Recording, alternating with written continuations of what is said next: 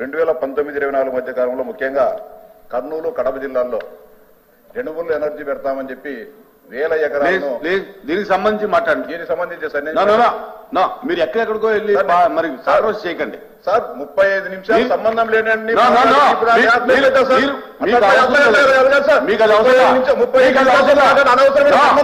మాట్లాడితే నేను సంబంధం సార్. నేను చెప్పేది మీరు ఎవరికి ఎన్ని నిమిషాలు ఇచ్చారనేది మీరు కౌంట్ చేసి నాకు చెప్పక్కర్లా. మీరు నాకు చెప్పక్కర్లేదు. మీరు మంత్రి గారు చెప్పిన దానికి మీరు మాట్లాడండి.